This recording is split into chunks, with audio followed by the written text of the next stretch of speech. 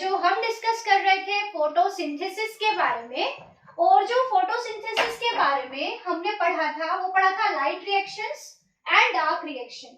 तो dark reaction पे हमने एक वर्ड बोला था केल्विन साइकिल, और मैंने आपको ये बता दिया था कि जो लाइट रिएक्शन से एटीपी और NADPH बनते हैं वो इस केल्विन साइकिल में यूज हो जाएंगे, और इस दोनों प्रोडक्ट्स की हेल्प से प्लांट्स अपना खाना बना लेंगे, और ये रिएक्शन स्ट्रोमा वाले पार्ट में होगी।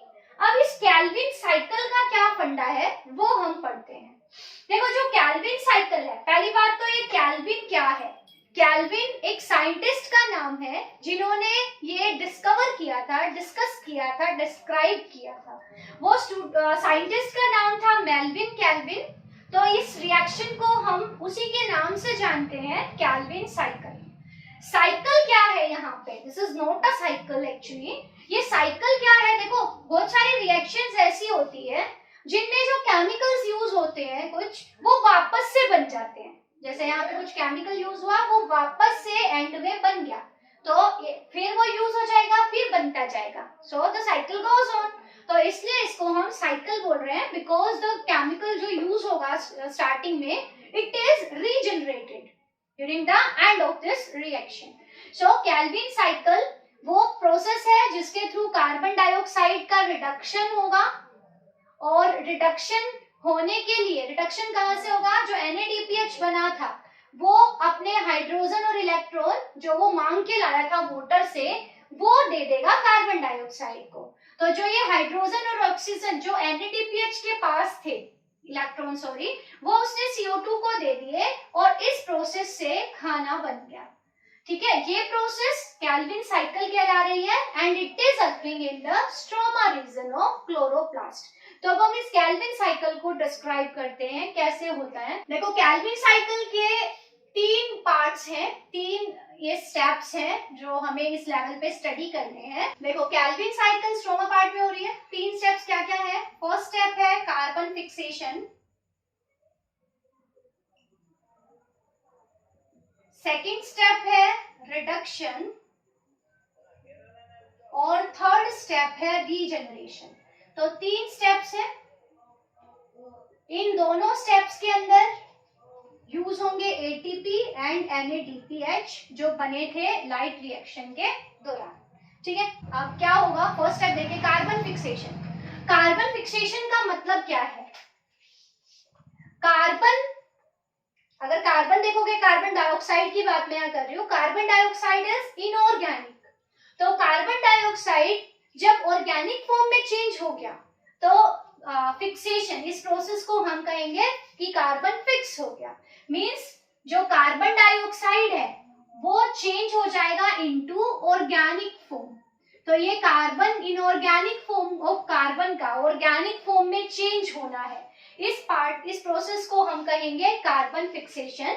और इस प्रोसेस में होता क्या है, देखो सेल के पास, प्लांट सेल्स में एक केमिकल कंपाउंड है जिसका नाम है RUBP।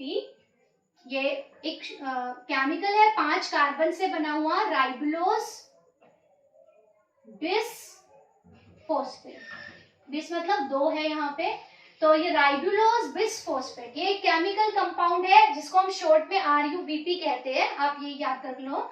इसके साथ कार्बन डाइऑक्साइड ऐड हो जाएगा। एक RUBP के अंदर होते हैं 5 कार्बन, और एक कार्बन आ गया कार्बन डाइऑक्साइड से, तो 6 कार्बन का एक केमिकल कंपाउंड बनेगा जो कि अनस्टेबल होगा, और मींस 6 कार्बन का एक कंपाउंड बनेगा। 5 कार्बन RUBP के, एक कार्बन यहाँ CO2 से, so it will form a 6 carbon compound जो कि अनस्टेबल होता है। और ये अनस्टेबल कंपाउंड ब्रेक हो जाता है, और किसमें ब्रेक हो जाता है, 2 molecules of फॉस्फोग्लिसरिक एसिड और फॉस्फोग्लिसरेट, जिसको आप शॉर्ट पे लिख सकते हो PGA। एक फॉस्फोग्लिसरेट में होते हैं 3 कार्बन, और ये ऑर्गेनिक है नेचर में, तो अल्टीमेटली हम इस प्रोसेस को लिख सकते हैं simple RUBP and carbon dioxide दोनों कंबाइन हो गए, और इससे एक 6 कार्बन का कंपाउंड बना जो अनस्टेबल था, ये तुरंत ब्रेक डाउन हो गया into 2 molecules of a chemical जिसका नाम है PGA फॉस्फोग्लिसरेट, जिसमें एक फॉस्फोग्लिसरेट में 3 कार्बन होते हैं। तो जो पहला स्टेबल कंपाउंड है it is having 3 carbon, so Calvin cycle को हम C3 साइकिल भी कह सकते हैं।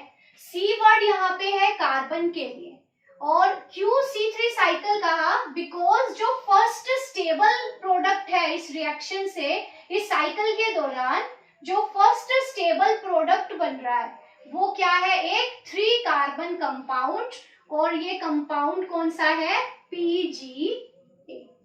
ठीक है, तो इस केल्विन साइकिल को हम C3 साइकिल भी कहते हैं। फर्स्ट स्टेप हो गया।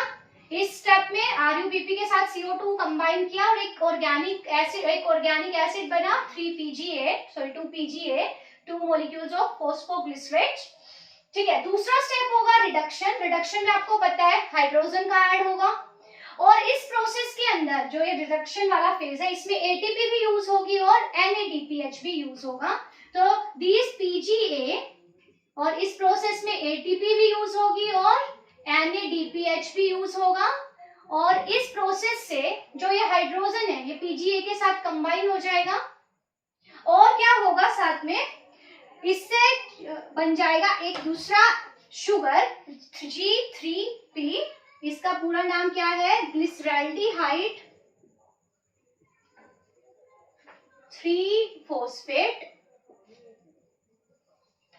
ग्लिसरैल्डिहाइड 3-फॉस्फेट इज अ शुगर, और इस शुगर के अंदर कितने कार्बन है, 3 कार्बन है। तो PGA रिडक्शन हुआ, रिडक्शन के लिए NADPH का हाइड्रोजन इसमें ऐड हो गया, साथ में ATP मॉलिक्यूल यूज हुए, एंड G3P मतलब फॉस्फोग्लिसरैल्डिहाइड 3-फॉस्फेट बन गया। This is a sugar and it is also having 3 carbon. तो इसमें रिडक्शन हुआ। जो थर्ड स्टेप है उसमें रीजनरेशन होगा। रीजनरेट मतलब दोबारा बन जाएगा। कौन दोबारा बनेगा, RuBp। जो ये G3P के मॉलिक्यूल्स है, कुछ मॉलिक्यूल वापस से RuBp बना देंगे, और कुछ मॉलिक्यूल यूज हो, मतलब इसके कुछ मॉलिक्यूल्स तो ग्लूकोज बनाने में यूज हो जाएंगे, और कुछ मॉलिक्यूल वापस किस में चेंज हो जाएंगे, RuBp में। तो RuBp जो यूज हुआ था वो वापस से बन जाएगा, इसलिए हम इस स्टेप को कह रहे हैं रीजनरेशन। तो यहाँ पे मैं क्या लिखूंगी, G3P के कुछ मॉलिक्यूल्स, और इस प्रोसेस में भी ATP की जरूरत पड़ेगी, और ATP की हेल्प से ये वापस किस में चेंज हो गए, इनटू RuBp। साथ में ATP टूटेगा तो उससे ADP निकलेगा और फॉस्फेट, ये ADP और फॉस्फेट वापस से लाइट रिएक्शन में यूज हो जाएगा, और RuBp दोबारा से केल्विन साइकिल बना लेगा। So these all are the steps of Calvin cycle. First step पे कार्बन डाइऑक्साइड RuBp के साथ कंबाइन हो गया और ऑर्गेनिक फॉर्म में चेंज हो गया। This step is carbon fixation, और इससे एक केमिकल कंपाउंड बना जिसमें 3 कार्बन है, PGA उसका नाम है। 3 कार्बन होने के कारण इस साइकिल को हम C3 साइकिल भी कहते हैं। फिर ये जो फॉस्फोग्लिसराइड बना है इसका रिडक्शन हो जाएगा, इस स्टेप में ATP और NADPH यूज होगा, और अल्टीमेटली एक शुगर बन जाएगी जिसका नाम है G3P ग्लिसरैल्डिहाइड 3-फॉस्फेट। इस शुगर के अंदर देयर आर 3 कार्बन्स। इसके कुछ मॉलिक्यूल जो बने हैं वो तो ग्लूकोज बनाने में यूज हो जाएंगे, और कुछ मॉलिक्यूल्स वापस से RuBp बना लेंगे, और इस प्रोसेस में भी ATP यूज होगी। तो खाना भी बन गया, ग्लूकोज बन गया, और साथ ही साथ ATP यूज हुए और NADPH यूज हुए। ये ATP और NADPH बने थे लाइट रिएक्शन से। तो हम देख रहे हैं कि इन स्टेप्स के अंदर कहीं भी लाइट का यूज नहीं है डायरेक्टली, बट लाइट रिएक्शन के दौरान जो प्रोडक्ट्स बने थे ATP एंड NADPH उनका यूज यहाँ हो रहा है। तो ये प्रोसेस डायरेक्टली डिपेंड ना करके लाइट पे इनडायरेक्टली डिपेंड कर रही है। सपोज अगर अब आप सोचोगे कि लाइट नहीं होगी तो भी खाना बनता रहेगा, बट ऐसा नहीं है, क्योंकि लाइट नहीं होगी तो ATP और NADPH नहीं बनेगा, और जब तक ATP और NADPH नहीं बनेगा तब तक खाना कैसे बनेगा। सो ये प्रोसेस भी लाइट के बिना नहीं होगी, पर बात ये है कि ATP और NADPH जो लाइट से बने हैं वो यहाँ पे यूज होंगे। क्लियर इतना? तो इसको साइकिल की फॉर्म में मैं बना दूं क्योंकि मैंने साइकिल लिखा है। तो सबसे पहले RuBp, it is a 5 carbon compound, इसके साथ ऐड हो गया CO2, और यहाँ पे बन गए 2 molecules ऑफ फोस्फोग्लिसरल्डिहाइड और ग्लिसरिक एसिड और फोस्फोग्लिसरेट। यहाँ पे फिर इसका रिडक्शन होगा और इससे बन जाएगा G3P। ये शुगर बनाने में यूज हो जाएगा। आगे ट्रायोड शुगर है, इट इज हैविंग 3 कार्बन और इसके कुछ मॉलिक्यूल्स वापस से RuBP बनाने में यूज हो जाएंगे। ये फर्स्ट स्टेप है कार्बन फिक्सेशन। सेकेंड स्टेप है रिडक्शन और थर्ड स्टेप है आपका रीजेनरेशन। ठीक है, यहाँ पे एक इंपॉर्टेंट चीज और है जो मैंने यहाँ रिएक्शन लिखी है फर्स्ट वाली। इस रिएक्शन के लिए एक एंजाइम रिस्पॉन्सिबल है, RuBP प्लस CO2। ठीक है, इससे बन गया आपका क्या 2 molecules ऑफ PGA और इस रिएक्शन के लिए एक एंजाइम रिस्पॉन्सिबल है। कोई भी रिएक्शन बॉडी में बिना एंजाइम नहीं हो रही है, तो यहाँ पे जो एंजाइम रिस्पॉन्सिबल है उसका नाम है रुबिस्को, RUBISCO, रुबिस्को। रुबिस्को क्या है बच्चों? देखो ये बहुत इंपॉर्टेंट चीज है, ये एक एंजाइम है and enzymes are made of proteins. Enzyme protein से बने होते हैं। तो रुबिस्को इज एन एंजाइम जो इस रिएक्शन को फास्ट बनाता है, कैटेलाइज करता है और ये प्रोटीन से बना हुआ है and it is the most abundant protein of biosphere। मतलब लिविंग वर्ल्ड में जितने भी प्रोटीन्स हैं उनमें से सबसे ज्यादा जो प्रोटीन इस बायोस्फीयर में पाया जाएगा वो कौन सा है? Rubisco. So rubisco is important किस पॉइंट ऑफ व्यू से? Because it is the most abundant protein in our biosphere. ये है। इस प्रोसेस में ATP यूज होगी, यहाँ पे मैं दिखा दूं। दूसरा जो प्रोसेस है रिडक्शन, इसमें ATP भी यूज होगी और NADPH भी यूज होगा। तो यहाँ पे क्या होगा? ATP जो और NADPH। ATP जब टूटेगी तो उससे ADP रिलीज हो जाएगा, फॉस्फेट अलग हो गया आपका, और NADPH जब टूटेगा तो उससे NADP पॉजिटिव रिलीज हो जाएगा और हाइड्रोजन अलग हो जाएगा। थर्ड स्टेप में NADPH तो यूज नहीं होगा बट ATP जरूर यूज होगी और इससे वापस से फॉस्फेट बन जाएगा। So this is the Calvin cycle और इससे फिर बन गया अपना खाना, प्लांट्स ने बना लिया अपना ग्लूकोज। क्लियर? ये जो ऑक्सीजन थी वो निकल चुकी लाइट रिएक्शन में पानी के टूटने से। मैंने आपको बताया था सोर्स ऑफ ऑक्सीजन जो निकलेगी ऑक्सीजन वो पानी के ब्रेकडाउन से आएगी। CO2 का रिडक्शन होगा, रिडक्शन के लिए NADPH है। NADPH ने हाइड्रोजन उठाया था पानी से और उस हाइड्रोजन को लाके CO2 को थमा दिया और CO2 का रिडक्शन होके खाना बन गया। ठीक है, ये थी process Calvin cycle. I think it is clear to you and इसको आप और ज्यादा डिटेल में पढ़ोगे अपने 11th में। जो बच्चे मेडिकल लेंगे वो इसको बहुत डिटेल में पढ़ेंगे। अभी हमारे जो इम्पोर्टेंट है हमारे लिए वो इतना ही है, इससे बाहर आपसे किसी भी एग्जाम में नहीं पूछा जाएगा। ओके, अब हम आगे देखो एक छोटी सी चीज जो हम यहाँ और डिस्कस करेंगे वो क्या है। मैंने आपको स्टोमेटा बताए थे, ठीक है। स्टोमेटा का काम मैंने आपको बताया था कि स्टोमेटा के थ्रू गैसेस का एक्सचेंज होता है। लेकिन जब स्टोमेटल पोर ओपन होते हैं तो जब वो ओपन होते हैं तो उनके थ्रू बहुत सारा पानी इवापोरेट हो जाता है और पानी का जो इवापोरेशन है इसको प्लांट के सरफेस से इसको हम ट्रांसपीरेशन कहते हैं। अब आप एक बात सोच रहे होंगे, देखो बच्चों एक ना फैक्ट है कि प्लांट्स जितना वाटर एब्जॉर्ब करते हैं रूट से उसका ओनली 1% के अराउंड ही वो फोटोसिंथेसिस में यूज कर पाते हैं और 99% के अराउंड उनका इवापोरेट होके एटमॉस्फेयर में एस्केप हो जाता है। और ये जो प्रोसेस है इसमें जो आपका इवापोरेट हो गया इस प्रोसेस को हम ट्रांसपीरेशन कहते हैं। तो 99% of water absorbed bye a plant is lost in atmosphere. तो इसका मतलब है जो बेचारे हमारे डेजर्टिक प्लांट्स हैं, जो प्लांट्स हमारे डेजर्ट्स में उग रहे हैं, डेजर्टिक प्लांट्स, आपको पता है डेजर्ट्स में पानी की बहुत कमी है, ठीक है, ऑलरेडी पानी कम है और डेजर्टिक प्लांट्स को हम आपका एक वर्ड देते हैं, जैसे पानी में ग्रो करने वाले प्लांट्स को हम हाइड्रोफाइट्स कहते हैं, इसी तरह से डेजर्ट्स में ग्रो करने वाले प्लांट्स को हम जीरोफाइट्स कहते हैं। अब देखो डेजर्टिक प्लांट्स हैं तो already these are facing water problem, these are facing deficiency और स्कैर्सिटी ऑफ वाटर, तो ऑलरेडी इनके पास पानी की कमी है। अब स्टोमेटा तो इनके पास भी है, तो अगर इनके स्टोमेटा ओपन होंगे, देखो दिन के टाइम पे टेम्परेचर इज वेरी हाई, और जितना टेम्परेचर होगा तो इवेपोरेशन भी उतना ही फास्ट होगा, तो इनके पास बेचारों के पास पहले ही पानी की कमी थी, और इनके स्टोमेटा अगर दिन के टाइम पे खुले रहेंगे तो पानी तो बहुत सारा एस्केप हो जाएगा, इनमें तो विल्टिंग हो जाएगी और इनकी तो डेथ हो जाएगी पानी की कमी से। तो इस प्रॉब्लम को सॉल्व करने के लिए इनके पास एक अडेप्टेशन होती है, मींस ये अपने पानी के लॉस को रोक सकते हैं टू अ सर्टेन एक्सटेंट। तो उनके अंदर पानी के लॉस को रोकने के लिए एक अडेप्टेशन है, वो क्या है? नॉर्मली जो आप प्लांट्स देखते हो उनके स्टोमेटा दिन के टाइम पे ओपन होते हैं, क्योंकि दिन के टाइम पे फोटोसिंथेसिस हाई है और इसके लिए उनको CO2 चाहिए, तो CO2 वो डे टाइम में अपने स्टोमेटा, क्योंकि उनके खुले हैं तो वो CO2 ले रहे होते हैं। बट इन प्लांट्स को अगर दिन के टाइम में इन्होंने अपने स्टोमेटा ओपन कर लिए तो इनका पानी तो एस्केप हो जाएगा। सो इनके पास क्या अडेप्टेशन है? दीज जीरोफाइट्स, फॉर एग्जांपल मैं किसकी बात कर रही हूँ, जैसे कैक्टस, ओपनशिया वगैरह, पाइनएप्पल है, तो ये कुछ ऐसे डेजर्टिक प्लांट्स हैं, इनके अंदर क्या एक अडेप्टेशन है, क्या ये कैरेक्टर यूज कर रहे हैं?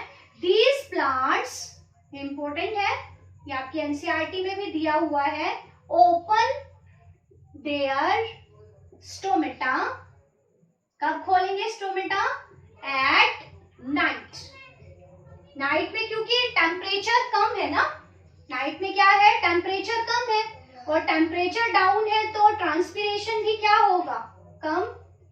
तो रात के टाइम पे स्टोमेटा ओपन करने का एक फायदा ये हो गया कि रात को जब ये स्टोमेटा ओपन होंगे, क्योंकि नाइट के टाइम पे टेम्परेचर कम है तो पानी का लॉस भी कम होगा, तो ये बेचारे पानी को कंजर्व कर पाएंगे। लेकिन प्रॉब्लम अब क्या आ गई कि दिन के टाइम पे जो लाइट होगी, देखो प्लांट्स को CO2 भी चाहिए भाई और लाइट भी चाहिए। अब रात के समय में इन्होंने स्टोमेटा ओपन कर लिए, तो लेकिन रात के समय में क्या नहीं है? लाइट, तो फोटोसिंथेसिस होगी नहीं। लेकिन रात के समय में और दिन के समय में जब इन्होंने स्टोमेटा ओपन किए हुए, सॉरी क्लोज किए हुए हैं, जब लाइट तो है बट उनके पास क्योंकि स्टोमेटा बंद है तो CO2 नहीं आएगी, तो फिर ये प्रॉब्लम कैसे सॉल्व होगी? तो ये क्या करते हैं, डे टाइम में हम यहाँ पे दो चीजें लिख लेते हैं, एक तो डे टाइम है और एक आपका क्या है? Night time. तो नाइट टाइम में इन्होंने क्या किया? इनके स्टोमेटा को ओपन कर लिया, फिर ये क्या करेंगे? CO2 को बाहर से इनटेक कर लेंगे, इन्होंने बाहर से रात को CO2 ले लेंगे। अब क्योंकि लाइट नहीं है तो खाना तो बना नहीं सकते, तो ये क्या करेंगे? इस CO2 को स्टोर कर लेंगे। किस फॉर्म में स्टोर कर लेंगे? इनटू सम ऑर्गेनिक फॉर्म, कुछ एसिड्स बना लेंगे, जैसे मैंने आपको बताया ना RUBP में रेंज किया, उसके साथ CO2 को ऐड कर दिया, इसी तरह से ये कुछ ऑर्गेनिक एसिड बना लेंगे। फॉर एग्जांपल जैसे आपका बना लिया इन्होंने मैलिक एसिड। तो रात के समय में क्या किया इन्होंने? स्टोमेटा ओपन किए तो CO2 ले ली इन्होंने बाहर से, पर लाइट नहीं है तो ये क्या करेंगे? CO2 को स्टोर कर लेंगे, और स्टोर किस फॉर्म में करेंगे? कुछ ऑर्गेनिक एसिड्स की फॉर्म में, जैसे कि मैलिक एसिड। अब हम चलते हैं दिन के समय में। दिन के समय में क्या हो जाएगा? स्टोमेटा तो हो गए क्या? क्लोज, है ना। अब ये CO2 ले नहीं सकते, तो ये क्या करेंगे? ऑर्गेनिक एसिड जो इन्होंने लिए थे उनसे ये CO2 वापस ले लेंगे, स्टोर की हुई थी ना, और इस CO2 को लाइट तो मिल ही रही है उन्हें, और केल्विन साइकिल चलाएंगे, और केल्विन साइकिल की हेल्प से जो मैंने आपको समझाया ये क्या बना लेंगे? फूड बना लेंगे। ठीक है, तो दोनों प्रॉब्लम सोल्व हो गई। रात को स्टोमेटा ओपन कर लिए थे तो ट्रांसपिरेशन कम कर दिया, पानी कंजर्व हो गया जो इनको चाहिए था, because these are facing deficiency of water. और रात के समय में इन्होंने CO2 लेके उसको स्टोर कर लिया in form of some organic compound acids की फॉर्म में, जैसे मैलिक एसिड। अब रात के समय में CO2 स्टोर कर ली, दिन के समय में स्टोमेटा हो गए बंद, अब ये CO2 ले नहीं सकते, तो ये क्या करेंगे? स्टोमेटा जब बंद हो गए तो उस पुरानी CO2 जो इन्होंने स्टोर की हुई थी उसी का यूज करेंगे। CO2 यहाँ पे निकल जाएगी, उस CO2 को केल्विन साइकिल से खाना बना लेंगे, तो खाना भी बन गया और ये यहाँ पे क्या हुआ, पानी की लॉस को भी रोक लिया। ये जो एक पूरा पाथवे है, इस पाथवे को हम कहते हैं कैम पाथवे, और इसी साइकिल को हम कैम साइकिल भी कह सकते हैं। ये वर्ड देख लेना आप, कैम। कैम वर्ड का मतलब है क्रैसुलेशियन एसिड मेटाबॉलिज्म, इनको हम कैम प्लांट्स कहते हैं। कैम वर्ड यहाँ पे किसके लिए है, क्रैसुलेशियन एसिड मेटाबॉलिज्म के लिए। यहाँ क्रैसुलेसी वर्ड एक फैमिली है प्लांट्स की, प्लांट्स को भी अलग अलग ग्रुप्स में बांटा है, फैमिलीज में बांटा है। तो जब इनको इस वाले पाथवे को डिस्कवर किया था तो वो कुछ एक प्लांट्स की फैमिली में किया था, क्रैसुलेसी फैमिली, तो उसी से इनको नाम दे दिया कैम पाथवे, कैम साइकिल। और इन प्लांट्स को हम क्या कह देते हैं, कैम प्लांट्स। कैम प्लांट्स क्या करते हैं, रात को स्टोमेटा ओपन करते हैं, और इससे क्या फायदा हो गया, दीज कंजर्व वाटर, ठीक है, पानी को लॉस को रोकने के लिए इन्होंने रात को स्टोमेटा ओपन कर दिया। So this was all about photosynthesis. अब हम अगले वीडियो में फोटोसिंथेसिस से रिलेटेड कुछ डिस्कस करेंगे क्वेश्चंस जो हमारे एग्जाम पॉइंट और सीबीएसई पॉइंट ऑफ व्यू से भी इम्पोर्टेंट है, और साथ ही साथ एनटीएससी और ओलंपियाड से आए हुए प्रीवियस ईयर्स में जो क्वेश्चंस हैं उनको भी हम डिस्कस करेंगे। सो आई होप आप सब प्रिपेयर्ड रहेंगे क्वेश्चंस के लिए, एंड टिल देन आप इसको पूरा मेमोराइज कर लीजिए, लर्न कर लीजिए। Have a nice day, thank you so much.